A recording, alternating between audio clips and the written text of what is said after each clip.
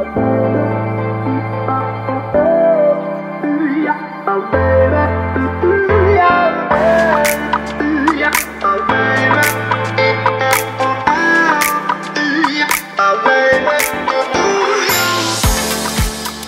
merci d'être avec nous pour cette demi-heure de 15h à 15h30 où nous allons débattre du parcours résidentiel des seniors.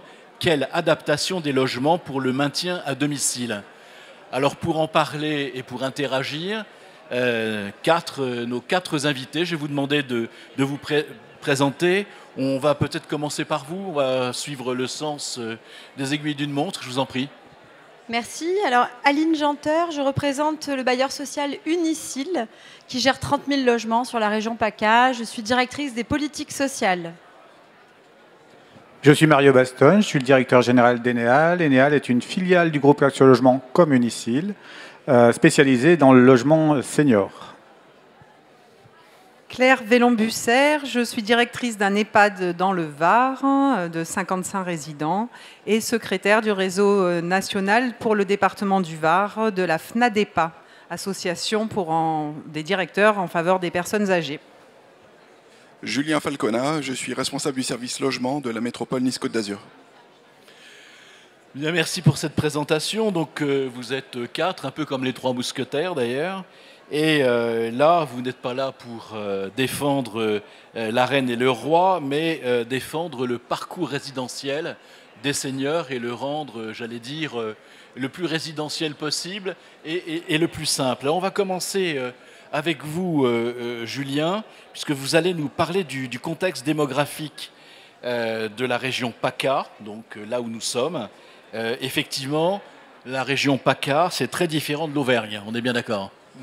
On est d'accord, il y a un nombre de seniors très important. On compte environ 1 500 000 seniors de plus de 65 ans sur la métropole, sur la région, excusez-moi, avec voilà, des projections à 2050 d'augmentation de plus de 25% des seniors de plus de 65 ans, avec une question aussi importante au niveau des personnes de plus de 85 ans, c'est à peu près l'âge de la dépendance, et donc du coup, voilà, où on estime que la population va doubler d'ici 2050. Si je fais un focus rapide sur la métropole de Nice-Côte d'Azur, qui compte 550 000 habitants, il y a près d'un quart de la population qui a plus de 65 ans. Et grosso modo, à titre de comparaison par rapport à d'autres métropoles de même taille, telles que Toulouse ou Bordeaux, c'est 10 points de plus. On est à 15% sur Toulouse. Voilà. Donc il y a des enjeux extrêmement importants de ce point de vue-là, d'autant plus qu'on se rend compte, dernier élément, que les plus de 65 ans, la part augmente plus rapidement que le reste de la population. Donc on est sur un vieillissement de la population à l'échelle de la région et de la métropole en particulier. Alors ça veut dire, Julien, qu'il y a des attentes particulières en termes de loisirs et de services, puisque vous nous avez dit que 85 ans, c'est effectivement l'âge souvent où ça commence à mal se passer quand ça se passe mal. Donc ces populations qui restent très exigeantes, puisque c'est quand même un endroit, j'allais dire, la région PACA plutôt privilégiée. Quelles sont ces attentes et comment vous les analysez?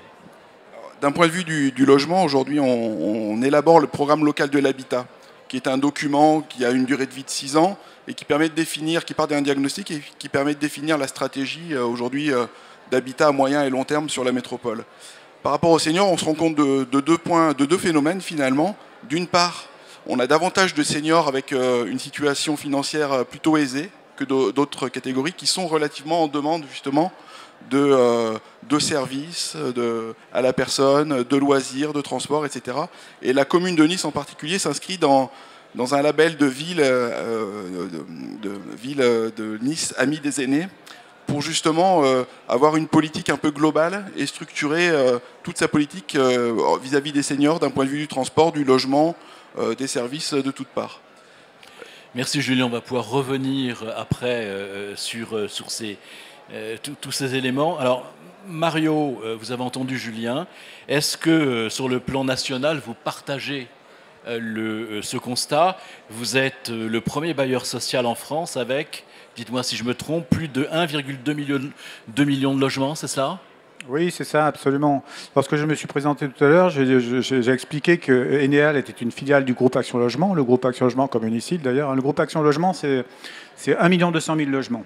Sur ces 1 200 000 logements répartis sur tout le territoire national, y compris sur départements et territoires d'outre-mer, hein, puisque nous avons des filiales sur ces secteurs-là, c'est entre 300 et 400 000 locataires vieillissants dans ce groupe.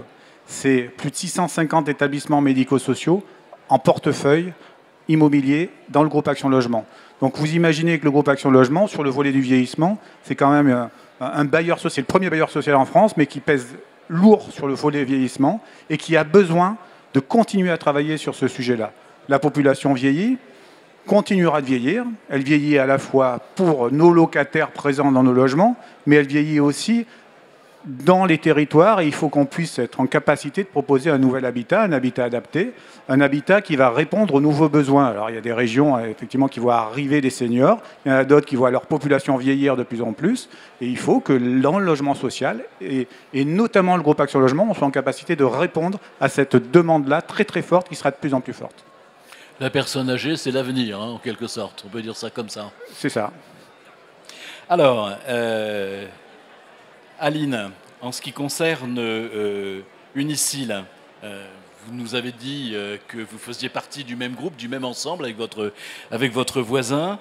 Vous possédez un patrimoine de 30 000 logements et 30% de ces locataires sont âgés de plus de 65 ans. Donc vous donnez aussi dans la jeunesse. Comment un bailleur tel que vous arrive à intégrer j'allais dire, les seniors dans leur fonctionnement, dans leurs désirs, avec une taille pareille? Je veux dire, comment on peut faire du sur-mesure quand on a une telle taille? Alors, vous l'avez dit, hein, donc sur les 30 000 logements, nous avons 8 800 locataires qui sont âgés de plus de 65 ans. Nous ne pouvons faire autrement que d'adapter notre gestion locative sociale en fonction des besoins, des aspirations de ce public spécifique. Donc c'est ce que nous faisons. Nous avons plusieurs axes. Hein. Premier axe, nous avons une politique de prévention importante. Tous les problèmes de la vie courante, les impayés. L'adaptation des logements. Nous répondons à la demande. Nous avons des collaborateurs qui sont formés pour ça, des travailleurs sociaux, des techniciens, des gestionnaires de proximité. Nous avons formé les collaborateurs pour qu'ils puissent répondre à toutes ces demandes. Voilà. Nous avons également une politique proactive en matière de réhabilitation de l'habitat. Nous avons une quinzaine de réhabilitations globales par an hein, sur nos 30 000 logements, puisque nos parcs vieillissent, nos locataires vieillissent, mais nos parcs vieillissent aussi. Et il s'agit de les réhabiliter. Et dans le cadre de ces réhabilitations, eh bien, nous avons un axe senior, adaptation à la perte de mobilité au vieillissement, qui est très fort, qui effectivement nous demande d'investir toujours un peu plus. Et pour cela, nous avons conventionné avec des partenaires tels que la CARSAT, notamment hein, dans la région PACA. Voilà, que vous dire de plus? Ce travail étroit avec les partenaires, il est indispensable, hein, que ce soit, comme je vous l'ai dit tout à l'heure, lorsqu'on détecte une difficulté, même si nos collaborateurs sont formés, ils ne peuvent pas agir tout seuls. Ils ont besoin d'avoir identifié les bons partenaires sur tous les territoires. Je vous l'ai dit, nous, on œuvre sur la région PACA, donc de Nice à Marseille à Briançon. Hein, c'est un peu voilà, notre patrimoine. Et c'est vrai que ces partenaires-là sont indispensables pour nous au quotidien. Réellement, nous avons cet axe senior qui est de plus en plus important donc sur l'existant. Et nous en parlerons, je crois, juste après, mais également sur notre construction neuve et sur nos nouveaux modèles et solutions d'habitat. Bien sûr. Alors, la FNADEPA avec vous, Claire. Vous nous avez dit votre double casquette. En fait, c'est une casquette été, une casquette hiver, mais c'est finalement un peu, j'allais dire, c'est le même domaine de compétences. Alors, vous soutenez le besoin et le développement de résidences autonomie. Alors, Surtout le maintien des résidences autonomie, oui. Puisqu'elles sont en danger. Pourquoi? Comme il s'agit d'établissements gérés par du public et non des résidences seniors qui sont à vocation privée, gestionnaire privé. Et donc continuer à pouvoir entretenir cet habitat, justement, qui est lui-même vieillissant, ces résidences autonomie qui ont été créées dans les années 70 et qui aujourd'hui ont pour gestionnaire les communes ou les CCAS, donc, qui sont émanations donc, des communes, des collectivités territoriales. Mais si on n'a pas de moyens pour les entretenir, comment s'adapter à l'évolution de la dépendance de nos aînés qui sont accueillis dans ces résidences avant d'entrer en EHPAD, qui est le degré d'évolution quelque part, puisque là, c'est la grande dépendance qui est gérée aujourd'hui dans les EHPAD. Bien sûr, donc il y a cette articulation qui est nécessaire pour ne pas, soit tout simplement ne pas répondre aux besoins, soit, j'allais dire, donner comme lieu de résidence un lieu qui n'est pas encore, qui n'est pas adapté justement à... c'est ça, puisque quand on est en perte d'autonomie, on n'est pas en totale perte d'autonomie du jour au lendemain, sauf suite à un AVC très handicapant et invalidant. Mais on peut encore rester de façon autonome dans un logement. La résidence autonomie est ce degré-là, et des services arrivent dans l'habitat donc du senior qui est hébergé. La résidence senior et services, là, il va y avoir bien sûr ces prestations qui vont être offertes, mais elles seront payantes, à la différence de la résidence autonomie où elles sont gratuites, elles sont incluses dans le prix du logement puisque c'est public. Oui, effectivement, voilà. C'est une différence qu'il faut noter. Alors vous avez, je le montre dans l'autre sens quand même pour que tout le monde le voit, vous avez publié un plaidoyer donc pour les résidences autonomie. Il est à la disposition de tout le monde, il y a 17 propositions. Voilà, 17 propositions. Tout le monde peut se servir sur voilà, votre stand. Il y en a donc un petit peu sur les tables manches debout, là, et puis vous en avez sur le stand donc, d'Enea Unicil derrière. Voilà, donc c'est en quelque sorte vos propositions, vos idées pour faire que l'accompagnement des personnes âgées puisse être une réalité et pas seulement, j'allais dire, juste une partie du parcours. Alors, vous êtes aussi directrice d'EHPAD, et donc on en a entendu parler, parfois en mal d'ailleurs, à juste titre quelquefois aussi, n'est-ce pas? Et vous pensez que ces structures doivent évoluer? Jusqu'à présent, on avait l'impression que c'était un monde opaque, un peu, j'allais dire, en dehors d'une autre réalité qui est la réalité quotidienne. Alors qu'en est-il maintenant et qu'est-ce que vous souhaitez? Et pourtant, ce n'est pas le cas, parce que dans nos EHPAD où nous accompagnons des personnes âgées très dépendantes, avec une moyenne d'âge d'environ 88 ans aujourd'hui quand même, mais on accueille à partir de 60 ans la grande dépendance, et on a 2 centenaires sur ma structure, 101 ans déjà, mais ce n'est pas opaque et c'est ouvert vers l'extérieur. C'est-à-dire que nous, dans nos établissements, on accueille des crèches, des enfants de la crèche, on accueille les écoles, on accueille des animaux, voilà, et on essaye de faire sortir et de créer des animations, des activités pour nos résidents, même en situation de handicap, avec leur fauteuil roulant ou pas, en sortie à l'extérieur aussi, et on reste ouvert à l'extérieur. C'est-à-dire qu'il y a une mixité d'âge, une mixité de conditions, j'allais dire même... Une mixité d'espèces, puisque vous parlez des animaux, qui dépendent du ministère de l'Agriculture, contrairement à nous. Tout à fait. Et tout ça, ça se passe bien? C'est-à-dire que vous sentez que c'est une nécessité, alors que parfois, hélas, ça existe encore, il y a des établissements qui isolent. Oui, mais alors, on a fortement souffert pendant cette crise sanitaire, évidemment. Il y a eu 6 mois où les établissements étaient fermés, ou avec conditions d'entrée, montrer patte blanche, le masque, etc., les visites en visio, les visites derrière une vitre. Bon, voilà. Mais ça, on n'y reviendra plus, même si demain, on a fait cette erreur. Enfin, notre État a fait l'erreur de nous enfermer, d'isoler nos résidents qui ont multiplié leur perte d'autonomie parce que l'isolement, c'est ce qu'il y a de pire. En revanche, nous, on est là, toutes nos équipes, les professionnels, et bien sûr avec le soutien de l'État qui nous donne les crédits, qui nous autorise les crédits et nous permettent de créer des postes. Mais il nous faut encore plus de moyens pour avoir du personnel présent aux côtés des aînés. Parce que la grande dépendance, elle en est au point où on n'arrive plus à allumer son téléviseur tout seul. C'est ça la grande dépendance qu'on a aujourd'hui en EHPAD. Donc l'autonomie, alors nous on maintient les capacités restantes au maximum, On accompagne, on a des soignants pour ça, mais en revanche, il faut être accompagné à tous les niveaux. Et c'est là qu'il faut des moyens et qu'il faut adapter nos habitats avec la technologie, le numérique, comme on a vu les intervenants précédents. Les fournisseurs qui sont à nos côtés s'adaptent au quotidien pour avoir du matériel intelligent qui signale aux soignants les besoins du résident qui est, je ne sais pas, dans un lit, qui a besoin d'une connexion pour être avec sa famille, voilà. Absolument. Merci Claire. Mario, vous avez entendu Claire qui parlait en fait de la nécessité de fluidifier ces parcours résidentiels. Alors vous, compte tenu de la puissance de votre groupe et de ses actions, comment faites-vous pour fluidifier justement ce parcours résidentiel au travers d'investissements, de création, de rénovation? On parlera aussi avec Aline.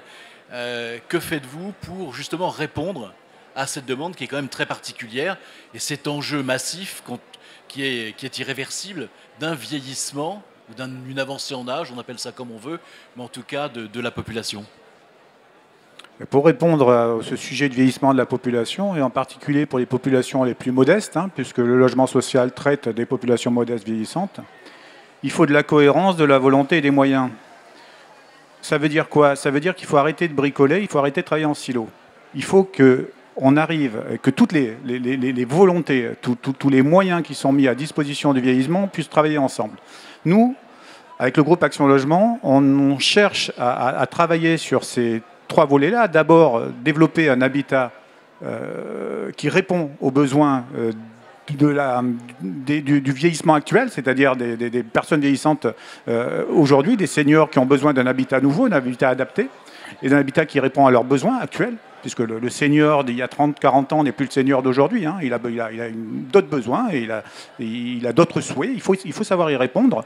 Donc on va y répondre, on cherche à développer ce type d'établissement, il va en parler tout à l'heure. On va répondre aussi sur tout le sujet de la cohérence du parcours, à savoir que l'objectif principal, c'est le maintien à domicile. L'objectif premier du locataire, de la personne vieillissante, c'est de rester chez elle. Il faut d'abord trouver les moyens, accompagner cette personne pour qu'elle reste chez elle. Pour qu'elle reste chez elle, on met différents moyens, on adapte le logement, on met en place des services, on met de la cohérence dans l'accompagnement de la personne à domicile. Ensuite, il faut être aussi cohérent dans le choix que la personne peut avoir sur son secteur, sur son quartier. L'objectif, c'est que la personne vieillissante puisse rester soit à domicile, soit sur son quartier. Et ça, on peut le faire lorsqu'on a des moyens de mettre en place en termes de parcours résidentiel d'habitat, à savoir développer de l'habitat intergénérationnel, de l'habitat des résidences seniors si nécessaire, que ce soit du bailleur social ou du privé. Il faut être cohérent aussi par rapport à ce qu'on propose aux seniors. Tous les moyens sont concernés. Par rapport aussi aux établissements médico-sociaux qui vont être des réponses. Les résidences autonomie est une réponse, qui est la réponse avant l'EHPAD, mais l'EHPAD, c'est une réponse qui existe aujourd'hui et qu'il faut continuer à maintenir. Donc, nous, on va travailler sur tous ces volets-là, donc maintien à domicile, développement d'habitat sur le développement neuf, mais on va en parler tout à l'heure. Sur les établissements médico-sociaux, là, ça va plutôt être Enéal, le spécialiste, la filiale spécialiste, qui va venir accompagner la restructuration de ce secteur-là, en venant proposer, si nécessaire, l'acquisition de ces établissements, de proposer un programme de travaux lourds sur ces établissements, de remise à niveau sur ces établissements, parce que, il faut se le dire, beaucoup de ces établissements ne sont pas en état. Aujourd'hui, ils ne répondent pas aux besoins de la population vieillissante qui occupe ces établissements-là. Ça veut dire que ces établissements, il faut y mettre le paquet, il faut des moyens, il faut les réhabiliter, il faut les restructurer, il faut les ouvrir vers l'extérieur. Si on veut mettre en place des systèmes de plateformes de services, il faut que l'établissement, sur le volet immobilier, s'y prête, sinon ça ne fonctionnera pas. Et le groupe Action Logement, et j'en terminerai là-dessus, pour vous dire que le groupe, au travers d'Enéal, avec les moyens en fonds propres que nous, on pouvait positionner sur ces établissements-là, on va permettre d'avoir un établissement remis en état, des résidents qui ont de la qualité de service, des collaborateurs, des salariés qui ont des moyens de travailler dans de bonnes conditions, et puis le maintien, et ça c'est très important, puisque c'est là la difficulté, le maintien d'un loyer, d'une redevance payée par l'exploitant, payée par le gestionnaire médico-social à but non lucratif, parce que moi je parle de ce qu'on fait, on travaille avec le secteur à but non lucratif, maintenu, plafonné, qui permettra aux gestionnaires de conserver des prix de journée qui vont permettre de loger des résidents à revenus modestes. Et la boucle est bouclée. Et c'est ça l'enjeu. Et pour ça, il faut travailler en partenariat, en collaboration, et il faut être cohérent sur l'offre. Là, vous êtes très œcuménique, c'est très bien. Alors, il n'y a pas que la population qui vieillit, on l'a bien compris, les bâtiments aussi, n'est-ce pas, Claire? Alors, que faites-vous? Je ne vais pas dire que fait la police, mais que fait justement Unicil en la matière?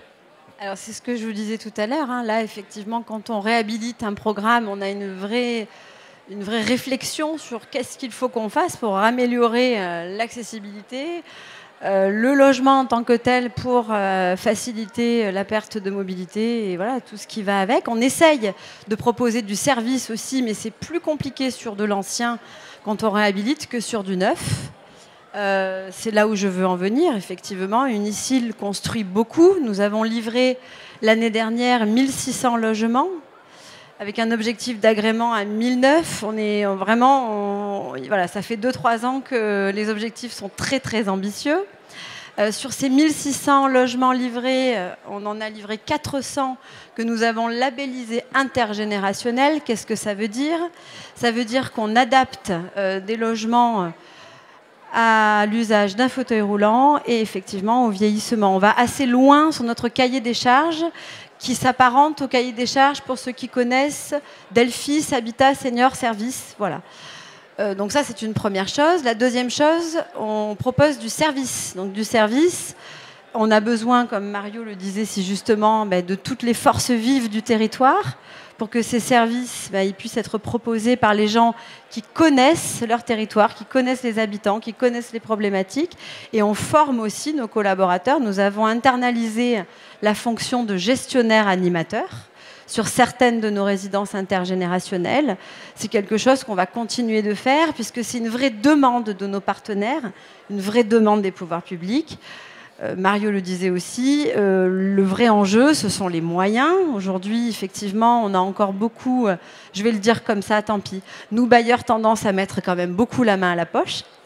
Et c'est vrai qu'on a vraiment besoin que les partenaires, que l'État nous accompagne là-dedans, puisque je crois que, et pas qu'Unicil, hein, moi je prends pour ma paroisse bien sûr, et pour le groupe Action Logement, mais je crois que beaucoup de bailleurs aujourd'hui se lancent ces défis, ce sont des vrais défis, hein. Et on a vraiment besoin que l'État, les collectivités territoriales, les CCAS nous accompagnent là-dedans. Nous avons aujourd'hui une petite dizaine déjà de résidences intergénérationnelles qui fonctionnent très bien, puisque les gens sont contents d'avoir, je ne l'ai pas dit tout à l'heure, mais la troisième condition pour être labellisé intergénérationnel, c'est que nous avons un espace de vie partagé. Les gens, ils ont un espace privé, leur logement, mais ils ont également un espace de vie partagé qui est très important, qui favorise tout ce qu'on connaît, solidarité, lien social, existence, etc., et qui retarde effectivement le moment où on va être obligé d'être en résidence autonomie ou après en EHPAD. Hein, voilà. Donc, J'arrête, vous me faites des signes, je sens qu'il faut que j'arrête, j'arrête. On peut être œcuménique. Je vais juste compléter ce que vous dites. La stratégie d'Unicil s'inscrit dans une stratégie globale groupe. Le groupe propose une stratégie vieillissement structurée au travers d'un livre blanc qu'on a sorti il y a quelques mois et qui est à disposition à travers 12 engagements très précis. Chaque engagement permet de trouver, de solutionner une difficulté liée au vieillissement de notre population et plus largement dans un quartier. Ça veut dire que ça, c'est une stratégie structurée, c'est une stratégie financée, accompagnée. Voilà, parce qu'effectivement, on a besoin de moyens, mais il faut aussi de la volonté, il faut de l'utilité sociale et il faut avoir envie de le faire. Et c'est ça qu'on cherche à mettre en place pour trouver des réponses adéquates et des réponses qui soient efficaces. Merci Mario. On arrive quasiment à la fin, mais de vous poser à chacun la question de l'essentiel à retenir. Juste en 2 mots, Julien, la labellisation en cours Nice Ville Amis des Aînés, ça veut dire quoi? Oui, j'en ai touché 2 mots tout à l'heure. C'est une labellisation qui en fait regroupe l'ensemble des champs des politiques publiques. C'est-à-dire qu'il faut structurer la politique de la ville de Nice à l'attention des aînés, que ce soit d'un point de vue des transports, des logements, des équipements, des services, bref, voilà, tout un tas de critères là-dessus et d'objectifs pour avoir une ville finalement agréable pour les aînés. On a bien vu cet enjeu-là. Je rebondissais aussi sur la question de la mixité intergénérationnelle. On est aussi favorable à ce genre de programme. Pourquoi pas dans des programmes mixtes, mais aussi bien localisés. C'est-à-dire que aussi, voilà, les personnes âgées puissent avoir en bas de chez elles toutes les aménités urbaines nécessaires pour avoir un cadre de vie agréable. Finalement, les Trois Mousquetaires, ça vous va très bien. Hein. Donc, je veux dire, vous avez cause commune avec des moyens et le souci de la cohérence, de l'interaction entre vous. Il n'y a pas, effectivement, cette pensée en silo et tant mieux disparaît. Il n'y a plus public, privé. Enfin, bref, il y a personnes âgées, jeunes. La mixité, effectivement, ça permet aussi la véritable vie, la vie de tous les jours. Et on est en train de revenir vers des principes qu'on avait perdus et qui ne nous ont pas rendus très heureux, effectivement. Alors, je commence par vous, Aline. En 2 mots, qu'est-ce que vous voudriez qu'on retienne de votre action et de ce que vous souhaitez faire? Imaginez, comme la chanson de Guy Béard, hein, que vous soyez riche.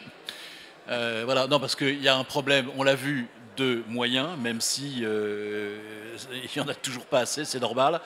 Et puis l'autre problème, c'est aussi un problème de personnel. On a du mal à recruter ici comme ailleurs, mais peut-être encore plus ici. Et donc, il faut être plus imaginatif et certainement beaucoup plus précis dans les actions que l'on donne. J'ai été bavard. Aline, c'est à vous. Une phrase qu'on pourrait retenir de mon intervention pour les gens qui nous regardent, c'est que les bailleurs sociaux aujourd'hui, en région PACA et ailleurs, sont un vrai maillon de la chaîne en faveur du bien vieillir de nos aînés.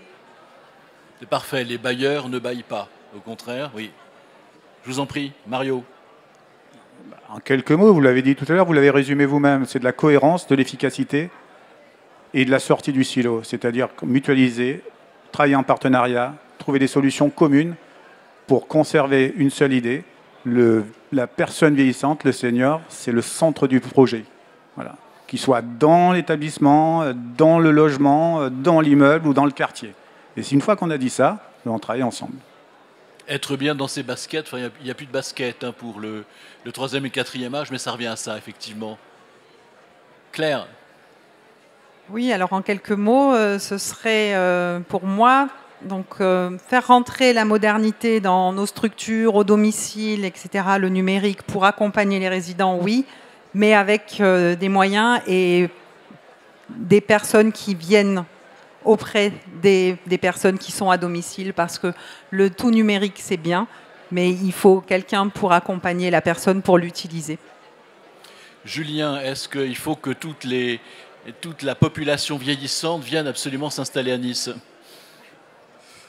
Écoutez, là-dessus, chacun fait ce qu'il veut, mais je peux confirmer sur le fait que la ville est très agréable et on voit ce phénomène de toute façon. Donc il y a une réelle demande. En tout cas, ce qui est important d'un point de vue du logement, c'est de penser une forme d'habitat adapté à toutes les situations et en fonction de l'avancée dans l'âge. On l'a bien vu, il est nécessaire de travailler un peu tous ensemble sur ces questions. Bien, merci pour cet échange riche. Et en tout cas, on a bien compris que la personne la plus importante, c'est la personne, justement. Et que l'habitat, c'est quand même la base de toute la vie, si on réfléchit tout. Que l'on soit une personne âgée, vieillissante, ou qu'on soit une jeune personne, c'est véritablement ce qui nous structure à tout point de vue. Merci mesdames, merci messieurs, on peut les applaudir.